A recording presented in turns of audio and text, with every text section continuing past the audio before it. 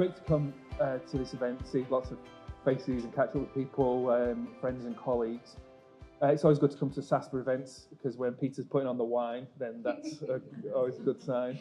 But also, I think that, kind of in the 10, 11 years that I have been South Australian, any successes that I've had in the work that we've done at Flinders has become because of our partnership, because of the way in which we work together, and that's more important than ever in my role at the SACE board. And so when we're talking about the capabilities, I think that the capabilities, the way in which we think about the capabilities could be done to us in South Australia. We could sit back and let that occur, or we can take a lead and show, in some ways, the rest of the country and in some ways the rest of the world how we are thinking about the capabilities. You might know that that OECD 2030 project that's essentially around the capabilities. One of the project officers in that, there's about half a dozen people in Paris who work on that work full time. One of the people was recruited from South Australia because she could talk about the South Australian story. And so that co-construction of our response to the capabilities, I think, is important. What I want to do is just start off with some framing, and so I want to do a bit of a workshop. So what I want you to do, first of all, is to just identify, get together in groups of maybe two or three. Threes would be ideal, or twos at your table. So can you just look meaningful at each other and decide what your groups of 2 or 3 might be? All right. When you've done that, I want you to, within your group, assign A, B, or C. So one of you is going to be A, one of you is going to be B, and one of you is going to be C. Obviously, if there's only 2, then you're an A and a B.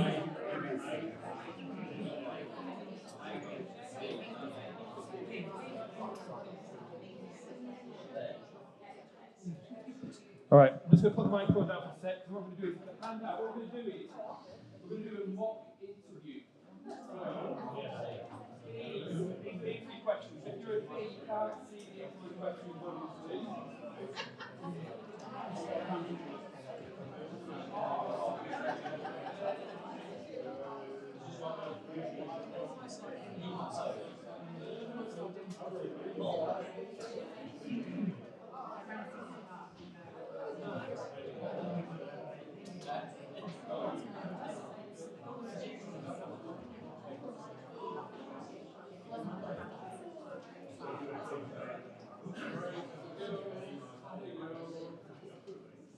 All right, so what we're going to do is, if you're B, then there's a job that's come up that you really want. I mean, you really want it, this job. It's a job that you've been looking for ages. It's a job that doesn't come up very often, and you've got an interview for the job, and so you're going for this interview. And if you're A or C, what I want you to do is to just take it in turns. So ask a question, A will ask a question, and C, be a note taker. That could be a written note on the sheet if you want to, or just a mental note, and then just swap over. You've already welcomed the candidates and introduced yourselves and all that. You don't have to do that. We're just going to get straight into the questions. There's 7 questions, and we're not going to go through all of them, or else we'll just be doing this, all right? So don't do them in order, or else everybody will do the first one and the second one. So just randomly pick which of the questions that you want to ask. Okay, so A's and C's are interviewing B's. You've got the questions in front of you. Just pick a question and just take some mental or written notes as you go through. Over to you.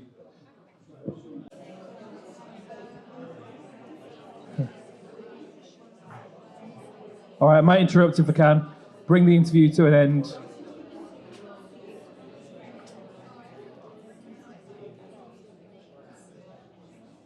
Thank you. So my question for you is, are you going to give B the job?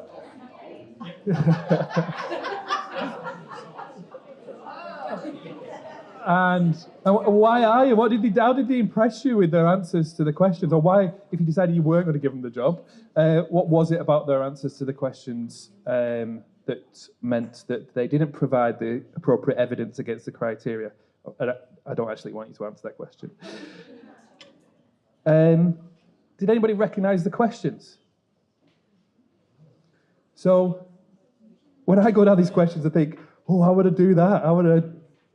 that's a bit tricky, you know. So I think they're quite tricky questions. You know, they're kind of pretty standard interview questions, but some of them are quite tricky questions. But what they actually are some of the year 10 general capabilities descriptors. Almost word for word.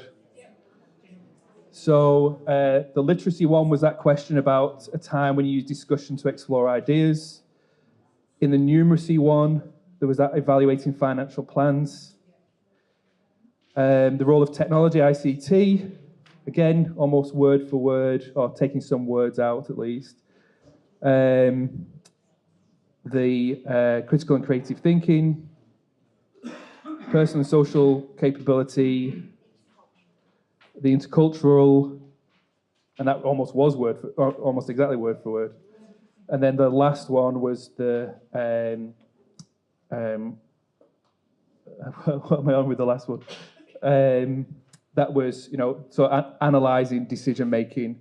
So we've got objectivity and subjectivity in there. Again, word for word from the descriptor of the capability. So I wanted to do that and just have a play with that language and do it as an interview, because I think it gives us a different frame for the thinking about the capabilities. Because, you know, if you really were looking at these sorts of criteria for either giving a job, so you're looking for one to give you that evidence, or you wanted to get evidence off someone, or you wanted to give evidence to someone for this dream job application, how would you do it? How about a test? Should we do a test? Even the problem with the psychometric tests are you confident that it would be reliable? It might be reliable as a test, but are you confident that if you were doing the test, that people would really be able to see you? Because it's valid. From that test, could somebody really infer something about you in that interview?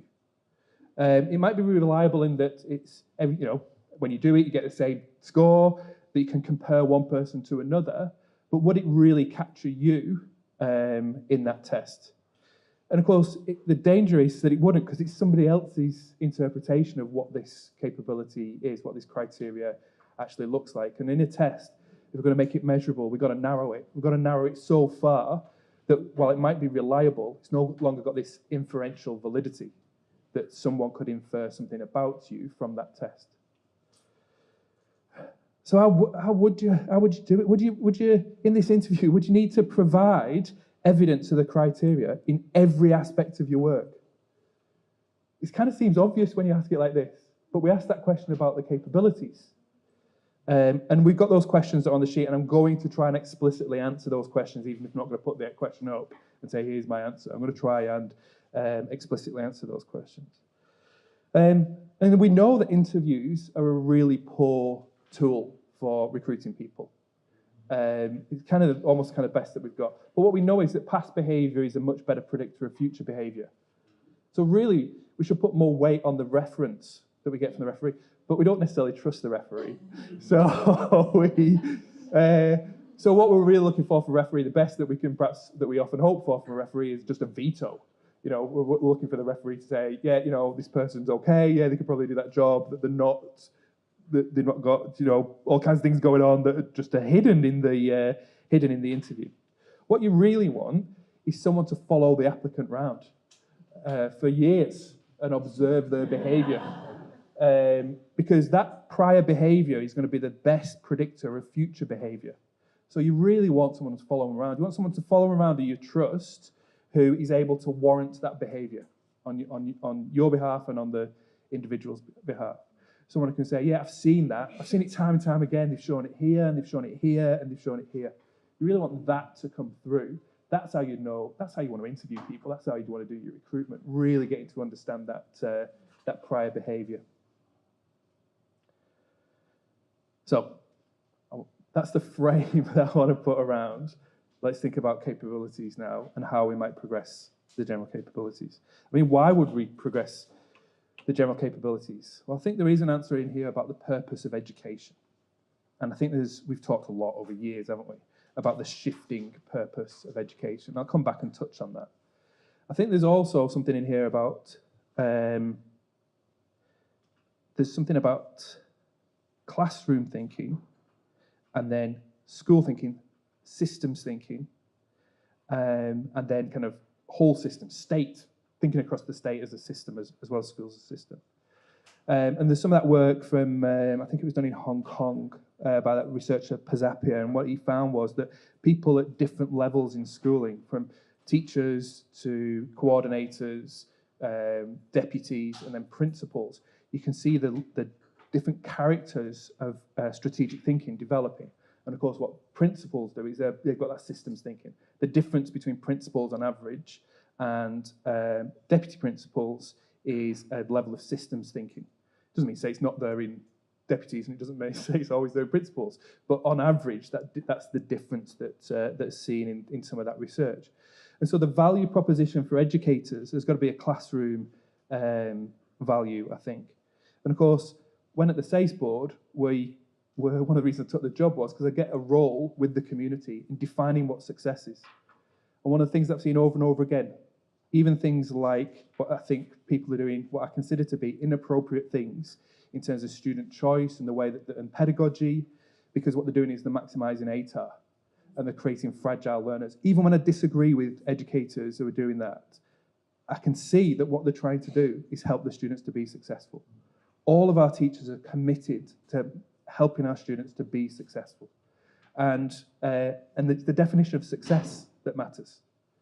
And so I think the capabilities need to be in our definition of success. And if at the SACE board, in our interpretation of the Australian curriculum achievement standards, if we're changing the definition of success, that's a really strong value proposition for our educators, I think. You know, I'm going all the way back now, all the way back to the Melbourne Declaration. You know, Melbourne Declaration, even though that work's starting to renew the Melbourne Declaration, it's not going to be a rewrite, it's going to be a bit of a refresh. Because I think if you go back and have a look at it, those two goals around equity and excellence, the first one, that still stands. That I always thought this goal was put in a funny way, but you could really see what they were getting at when they talked about these young Australians becoming successful learners, confident, creative individuals, and active, informed citizens. And when you read this stuff now, it still holds, I think. That's why I think it deserves a refresh and not a complete renewal. They're not going to start from scratch when they redo this. You know, a sense of optimism about their lives, they're enterprising, show initiative, the creativity's in there, active and informed citizens, can lean in, can step forward, can understand the context in which they're working. All of those things still hold and are reflected in the capabilities. If you think about what's missing from this, I think 10 years ago to now, the impact and the nature of the impact of technology's changed. And that'll be something I think that'll be in the refresh. I think perseverance was something that was missing from the original statement. You know, that grapple, what we've called productive struggle, understanding that that's a part of learning. I thought that was something that was missing. I also thought that risk was missing. So the ability, if you talk about dealing with an uncertain world, then understanding uncertainty, I thought that was missing. And it's missing from the capabilities as well. And there's lots of talk at the moment about entrepreneurial thinking. We've been doing lots of work and lots of thinking around this. I think entrepreneurial thinking almost has got a bad name because of the way that some people think about it and because of the way that we've thought about it in the past. The danger is that we think it's tools to be an entrepreneur, doing a business plan, you know, developing a product, you know, that kind of thing, which could be an expression of it. But that's not entrepreneurial thinking. That's kind of entrepreneurial action. That's kind of business action. For me, entrepreneurial thinking, this is my favourite definition of entrepreneurship, the pursuit of opportunity beyond the resources you currently control. So principals, school leaders, you'll recognise that as something that you do all the time. Pursue opportunities beyond the resources you currently control. It's actually, a definition like this is almost kind of vague enough to squeeze anything in. So we can't be that loose on it. But it certainly does mean that what this definition is getting stuff done. Entrepreneurial thinking, I'd rather think about as being getting stuff done than the tools to be an entrepreneur. Learning to get stuff done, learning to take action, learning to pursue an opportunity beyond the resources that you currently control. That could be a new company or a new product. It could be a social enterprise. It could be a theatre production. That is pursuing an opportunity beyond the resources that you currently control. It's any kind of interdisciplinary research. It's kind of the point of it. I know what I know, they know what they know, and together we can pursue this opportunity in a way that we couldn't do with the resources that we controlled individually. When we get together, we can be entrepreneurial. It takes some shutting up and listening. It takes listening in a different way. It takes stepping forward when needed. It takes emergent leadership. It could be community activism. It could be a whole host of things. It could be teaching. It could be learning. You could see this as being learning as a self-directed learner. So when I talk about entrepreneurial thinking, please don't think I'm talking about I'm limiting that to entrepreneurial actions. I'm really thinking about that getting stuff done mindset. And when you hear the SASPA board, we're gonna with the community develop a position on entrepreneurial thinking, publish that, and say this is what we mean. So in the SASPA, when we talk about entrepreneurial thinking, this is what we mean, and it'll be much more of this broader getting stuff done. So we've got a Melbourne Declaration. It's going to be renewed. But what's the SASPA, the South Australian Senior Secondary Declaration on Education Goals for Young South Australians and Territorians? I put Territorians in there as well because, of course, in the Northern Territory, they do the SACE, a slightly modified version of the SACE as well.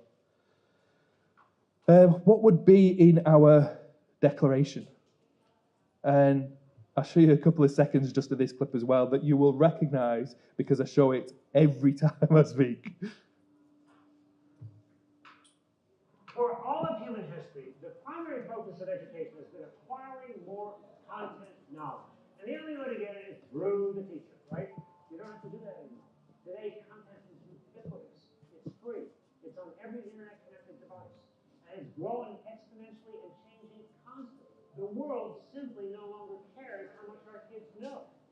What the world cares about is what they can do with what they know, which is a completely different education problem. All right, you've seen me show that before, I'm sure, because I show it all the time. But it speaks to me to this what might be in our declaration. All the stuff that's in the Melbourne Declaration is great, but it doesn't do transfer strong enough. There is still learning for learning's sake embedded in the Melbourne Declaration, rather than learning that can be transferred, can be far transferred, can be used in those complex, unfamiliar, and non-routine situations. And I think what Tony Wagner's talking about there is that that's no longer sufficient. And it's got a massive equity issue embedded in it for me, because I think what we've done before is we've let some of the general capabilities, some of the transfer skills emerge. We've been intentional about the content and the skills and the knowledge and the know-how, and we've just let these things become an emergent property. And if we're going to be a high equity system, then the capabilities, the transfer has to be an intentional part of our teaching, an intentional part of the learning. It has to be the learning entitlement, or else we're not achieving what Tony's saying in an equitable way. And so whether we're talking about, successful students in the Melbourne Declaration, essential skills, as was on that video, as the people that produced Ted Dintersmith and the team that produced the Most Likely to Succeed film, really what we're talking about is learning entitlement. And one of the questions that we were thinking about was, how is that connected to university and industry and elsewhere? And I wanted to show you these if you haven't seen them before. The universities across Australia did some work a little while ago, a few years ago, and they taught, and each discipline developed what they called the threshold learning outcomes. And what this was saying was, you shouldn't be able to, you can't graduate in this case, law, without developing some of these things. If you do a degree, you've got to develop some of these things. So it really puts the onus on the universities to say, these are the kind of non-negotiables. So what's the first one? Knowledge. What's the second one? Ethics and professional responsibility. So here we've got putting ethics into practice, ethical decision making, recognize and reflect upon an ability. We've got thinking skills, reasoning and research. Hello.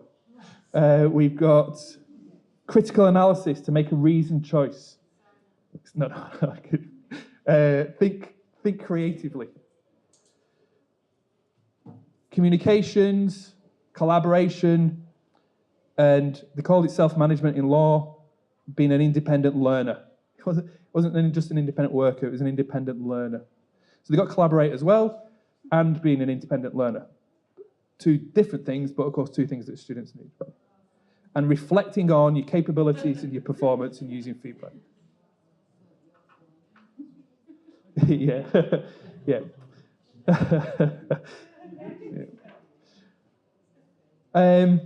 But everyone was brief. This is geography. Now, what's interesting about this is every discipline did this separately. So there was no contamination between the conversations. Everyone did it separately. Here's the geographers, what they've got, knowing stuff. There it is, top of the list again. Knowing it in a geographical way, in a space way, in a history of space way. Thinking, creative, critical, recognizing views and arguments, solving social problems, investigating and problem solving. So that's got research in there again, have we yet? So research is in there again. Communicating, again, self-directed learners again. And contributing to a diverse team. You can see with the bits I'm picking out. And then let me do the last one. Science. There's loads of these. You could do this all night. There's loads of these. Science. Look at what's top in science. Second is knowing stuff. Top is understanding science. What it can do, what it can't do. When science is useful, when it's useless. How it shapes society, how society shapes it. Of course, in the SASE, in the Australian curriculum, that science is a human endeavour. And that science is a human endeavour task in the SASE that's caused so much trouble. Because we're changing the rules. It's not stuff anymore. It's about the way you think. It causes trouble. There might be some issues around the task itself as well, but the principle's causing trouble too. Then we've got knowledge. Then we've got problems, inquiring, problem solving that you'd expect. But again, we've got in the, essentially researching the data stuff. Communicating's in there again. Forming arguments for a range of purposes. And then again, we've got being a self-directed learner. So we've got ethics in there somewhere, ethical conduct in there as well. So you couldn't have, the universities are saying, you can't graduate university without developing these things. It is your learning entitlement. And there's such a strong alignment with the capabilities. And in fact, of course, if you go all the way back to the early years learning framework, you can see these things in there as well. So there's a story of education, a thread all the way through. From the early years learning framework, through the Australian curriculum, directly into the SASE, because we've adopted the capabilities as the SASE capabilities, and then onto university, wherever in the country you go to university. So clear articulation all the way through education. The person who was responsible was seconded out of his university post to do the work on humanities, arts, something else will kill me for forgetting. That was South Australian, Ian Hay at Flinders University, and he's now on the SASE board, essentially our academic committee, because we wanted to draw on Ian's expertise to help us to drive in this direction. Industry and employers, what about the articulation there? Well, we see this thing told to us over and over again. You can pick up a report, comes out almost every week. The things that have particularly got traction with us have been the Gonski 2.0 report, the Foundation for Young Australians reports. Chief Scientist talked about T-shaped learners. So the T being the depth. You've got to have a depth of understanding, but that's not enough.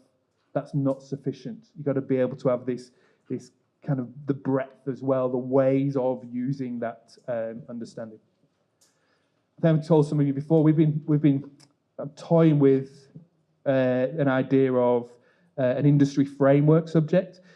Our cycles in education are too slow for degrees and for the SACE. It takes too long to put a subject up that's connected to things like emerging industries, because as soon as you put it up, it's out of date, because you've gone through all the cycles and then the industry's moved on.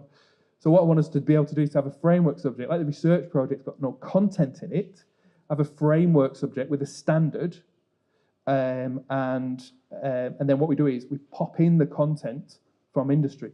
So the industry are the subject matter experts.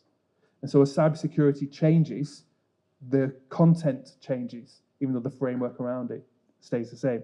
Lots of complexities in that, aren't there? But it tries to allow for the shorter life, because what the cybersecurity industry are telling us is we don't want graduates because they're useless, because they think they know stuff and they actually don't, because they knew stuff from 3 years ago.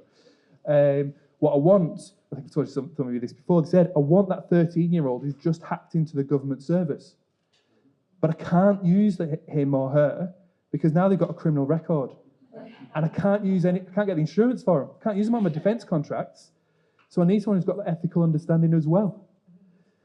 But I want someone from school. I don't want someone who's got a degree in cybersecurity. So we sit down so we're trying to get this going with the cyber industry. We've got a chief cybersecurity officer in South Australia who's a real leading thinker nationally. We've got some industry people around the table. I say, well, what would it look like a cyber subject if we did this industry framework subject? What would the cyber bit of it be? And they talk for a bit and say, oh, well, you'd want to be able to look at your network and see which ports were open to the internet, wouldn't you?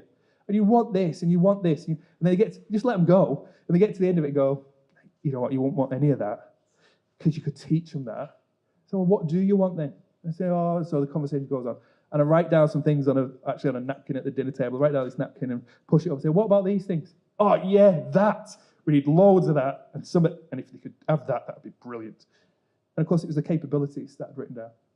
That's what we're looking for. So if we were to do this thing, to do the industry framework subject, we'd evidence it against the capabilities, because they're not interested in the proficiency. They can deal with the proficiency. They're interested in the capabilities.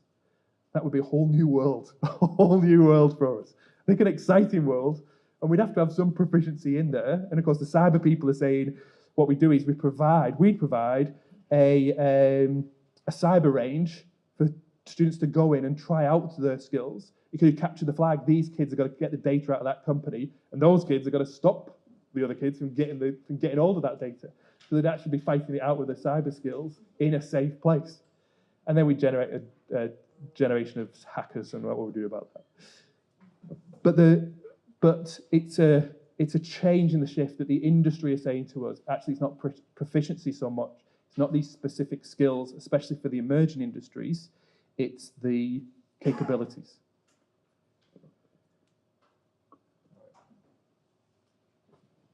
I tried to squeeze a lot on this slide. Can everybody read that? Can you read that at the back? Is it all right? Just. You can move to the front if you were. What I've tried to capture on this is a range of thinking that's available to us here. Some of the conversations that have gone on, say, across the country, have been the capabilities and the subject should be considered separately. That's one position. You should do specific capabilities in specific subjects. So this capability really belongs in these subjects, and this capability more naturally belongs in these subjects. And so you do things like intercultural understanding. Where does that go? Languages. We'll put it in languages. And critical and creative thinking. Where does that go?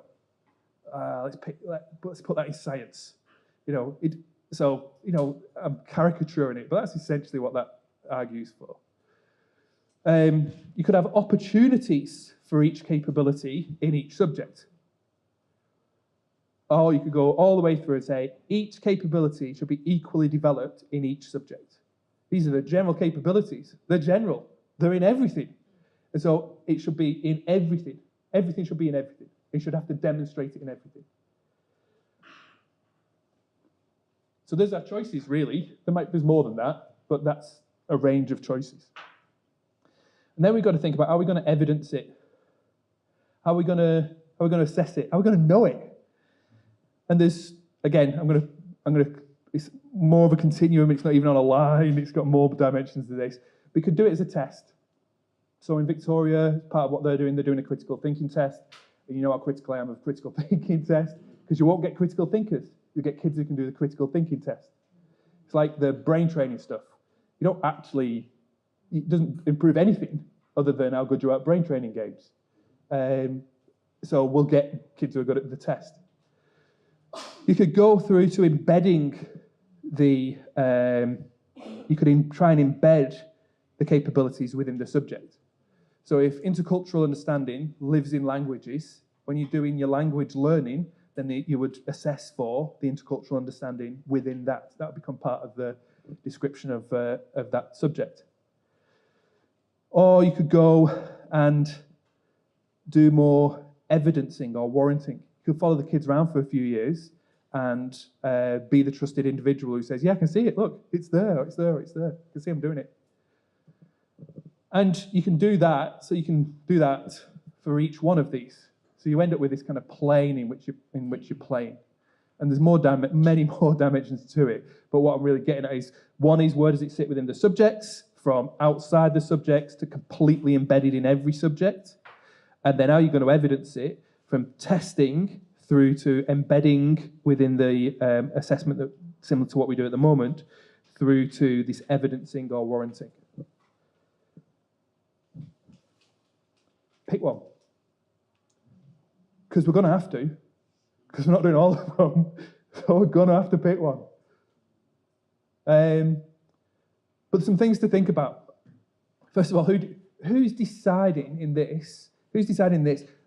The definition of, or the evidence that's presented for the capabilities. In each one of these, who's deciding? Of course, if it's the test designer. Whoever designs the test. If the ACR come up with a test, ACR for me have captured literacy and numeracy because of the PAT test. So they've captured it. They get to define it because they've got the test. NAPLAN defines it because that's the test. And it defines it and limits it at the same time. If it's embedded, so let's say in the SASPA, we write this in our subject outline, and we put it in as features of the that we're looking for in the assessment, then essentially the teacher decides. If it's on the exam, then the SASPA board decides. If it's on the school-based assessment, then the teacher decides. So it's something between the SASPA board and the teacher. If it's evidencing or warranting, student decides. With the teacher. So the teacher's got to warrant it. The teacher's got to say, yeah, that's it. But the student decides. Because they're part of it now. They're going, I think this is evidence of that capability. And the teacher's going, no, you're not quite there yet. Come on, let's push it a bit further. Let's see if we can get a bit more of that quality or that quality coming through. So if we go back over here, capabilities and subjects need to be considered separately. How are you going to evidence it? You're going to test it. That's the point, right? Separate them out. You can test it. That'd be great. It'd be easy. You get good reliability, and you get terrible validity. Terrible, terrible validity. Won't tell you anything about our kids. You could do specific capabilities in specific subjects. So you could test it still. You can still do that. You can do it for all of them. Or you could go further and you could embed it now, because you can make it part of languages. You can make it part of the sciences. You can make it part of the subject outline. So you could do that. But you completely cut off this, because the only way you get to demonstrate your intercultural understanding is through languages. And now it's no business of anybody else apart from the languages teachers. And so if you do languages, you become an intercultural understanding. You have developed intercultural understanding. If you don't, you don't. And of course, the further you get through your school, the worse that is, as you're making more and more choices. It changes the value proposition of the subjects in a way, which is interesting, adds a layer of complexity. If you've got opportunities for each capability in each subject, well, now you can test for it. You could embed it where it makes sense. So now you are picking winners because you're saying, yeah, in languages, that's a great place to do intercultural understanding. So let's do it there. In fact, let's make it so you can't get an A in languages without demonstrating some intercultural understanding. You can't get an A in, what did you say before, science, without demonstrating some critical and creative thinking. I think critical and creative thinking you might do all the way through, right? But you kind of see what I'm getting at. That you can embed it within the subject. But now you get the opportunity to do the evidencing and the warranting as well, because you don't have to do that particular demonstration of the capability within that subject. You get it where you find it. So what you do is you go looking for it. The last one to complete the set is that each capability has to be developed in each subject. Again, you could test for it. You could embed it. In fact, you'd have to embed it. Because how are you going to achieve that if you don't embed it? And you don't get to do this anymore, because if everybody has to do it, then we're going to codify it. We're going to write it in. It's going to be hard. It's going to be, but it will only be embedded. So this is all my view, of course. But when you did the interview before, I think what you were doing was this. You were choosing which domain from your life you were going to draw the evidence of. And it was where the evidence was most appropriate. So this is where I showed my intercultural understanding and that point about diverse opinions and understand that. This is where I showed it. I showed it in this way in my life. So you got to choose. And it was, you could have taken it from anywhere. You could have taken it from, and students might take this from their subjects, or they might take it from their lives. If you've got a kid who's a great golfer, he or she might show you the critical creative thinking, their intercultural understanding, all of those things, and they'll do it through golf. And they'll come every week and go, look, I've done it again, and I did it through my golf. And I did it again, I did it through my golf. And I did it again, I did it through my golf. And you'll go, yeah, brilliant. Look, on this progression, on this linear progression, you've done it. It's there, and it's there, and it's there, and it's there. Brilliant, we've done it. And what have they demonstrated? That they're a great golfer. Because if we do it in a linear way, students who've got great proficiency in one thing will show us their capabilities in that one thing. So now not only does this allow the golfer to do the core, it also allows us, the warranter, to say, don't do it in golf anymore. Show me your critical and creative thinking, your intercultural understanding, your personal and social capability outside of golf. Because it's not a linear thing. I can only warrant that you're a critical thinker if you've shown your critical thinking in golf and in history and in English and in science. I want to see it across a broad range. That's how I know that you can transfer the critical thinking to anything. Because you show me that you can do it in 1, 2, 3, 4 different domains. So I've got an expectation that you're going to be able to do it in 5, 6, 7, and 8, if you can do it in all those. If you show me only in golf, I haven't got that confidence. So I'm not going to warrant that you've got that capability.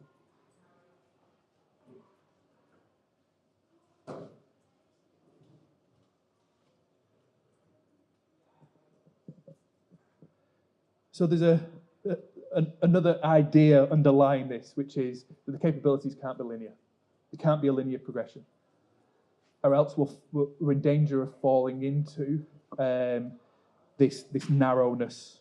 I'll show it once, or I'll show all the capabilities in this narrow way, and we're still not getting to the inference that this is a critical thinker. This kid's got that aspect of personal social capability, because they're not showing it in different ways. They're only showing it in the same way over and over again. So to be able to infer, to be able to warrant that they are a critical and creative thinker, that they have got intercultural understanding, you want to see it in a lot of domains. It's no use just doing it in languages. You want to see it everywhere. And so, in fact, I think that we shouldn't be limited to this. We should put it here as well. In fact, it's a bit of this. That in subjects where it really makes sense, they should be in the performance standard. And there should be non-negotiables. And success should be defined by expressing your subject in this way. But in other places, it's not going to be quite so obvious, but they should still be opportunities for students to demonstrate their capabilities. And that's here. So I think it's a bit of this and a bit of this.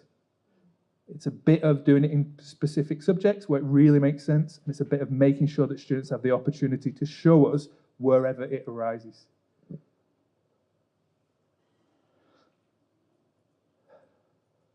And I think I've already just made that point. The point I was making about the linearity, we've got to keep our eye on.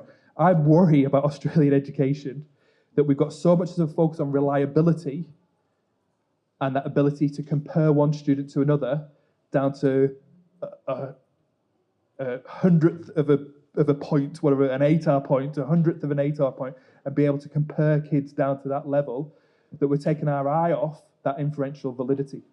That what do you actually know about this kid? Because you can infer something about a kid who's got the SASE, who's got the demonstrated the capabilities.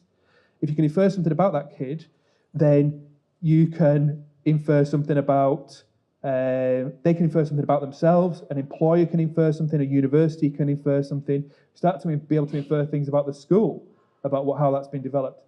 And investors, multinational companies looking for somewhere to put their next research centre or their next Industry 4.0 manufacturing centre can infer something about South Australia because of what the young people in South Australia look like. I've got loads more slides, but I think I'll stop. I think that's a good spot to, yes, I think that's a good spot to stop. Let me go back to, oops, no. Let me go back.